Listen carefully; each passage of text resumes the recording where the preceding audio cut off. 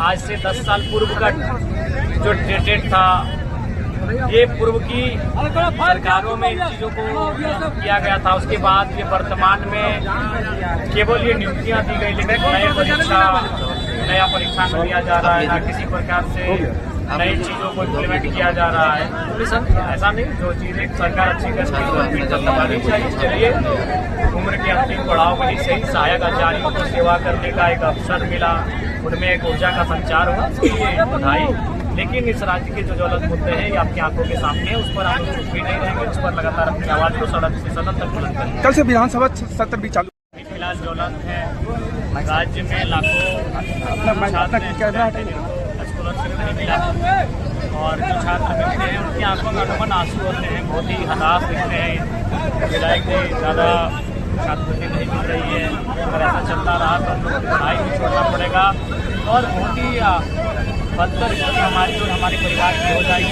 सबको हम लोगों ने आंखों में समझौते का कानून लेके आज वो टूटते हुए दिख रहे हैं। जो पहला पेंडिंग पड़ी छात्रवृत्ति है उसका भुगतान किया जाए।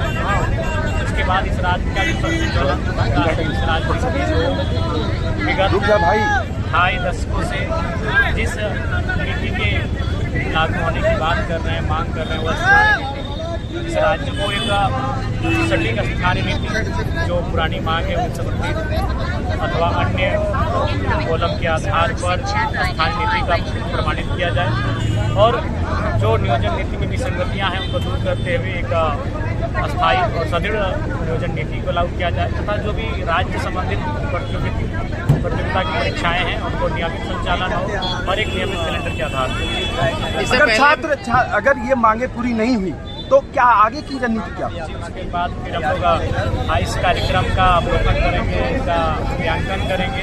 उसके बाद फिर हम लोग जिस प्रकार से हजारीबाग में बैठक करके हम लोगों ने इस कार्यक्रम का निर्णय लिया था, इस प्रकार एक बैठक हो, उसके बाद फिर हम लोग निर्णय लेंगे कि आगे हमारा कदम क्या होगा। इससे पहले आप लोग 60-40 को लेकर के झारखंड बंद किए थे, तो इस आंदोलन से क्या असर पड़ेगा? देखिए, आंदोलन लोकतंत्र की आवाज़ को दिशा रखता है। ये कैमरा आंदोलन ये आभास करता है कि हम तानाशाही नहीं लोकतांत्रिक व्यवस्था में जी रहे हैं। इस आंदोलन लोकतंत्र के होने का आभास कराएगा। हम लोग अपने आंदोलन के माध्यम से अपनी आवाज़ को मजबूत करेंगे। एक तरफ सरकार मोराबादी में नियुक्ति पत्र भी बांट रही है जेपीएससी और टीचर का, आप लोग दूसरे तरफ आंदोलन करते हुए नजर आएंगे। जिस नियुक्ति को बांटा गया वो सभी जानते हैं कि वह आज से 10 साल पूर्व का जो डेटेड था, ये पूर्व की सरकारों में इन चीज़ों को किया गया था। उसके बाद ये वर्तमान में केवल ये नियुक्तियां दी गई, लेकिन नया परीक्षा में लिया जा रहा है, ना किसी प्रकार से नई चीज़ों को इम्प्लीमेंट किया जा रहा है। ऐसा नहीं, जो चीज़ एक सरकार अच्छी करती है तो फिर करनी चाहिए। इसके लिए उम्र के अंतिम पड़ाव में सही सहायक आचार्यों को सेवा करने का एक अवसर मिला, उनमें एक ऊर्जा का संचार हुआ, इसके लिए बधाई। लेकिन इस राज्य के जो ज्वलंत मुद्दे हैं ये आपकी आंखों के सामने है, उस पर हम चुप भी नहीं रहेंगे, उस पर लगातार अपनी आवाज़ को सदन से सदन तक बुलंद करेंगे। कल से विधानसभा सत्र भी चालू हो रहा है, क्या मेन? जी बिल्कुल, कल से विधानसभा का सत्र प्रारंभ होगा। मुख्य नियोजन पर जो खाली रिक्त पद हैं जिनकी भरपाई नहीं हो पाई है, रिक्त पदों की भरपाई हो, उसको लेकर मुख्य रूप से सवाल जवाब होंगे।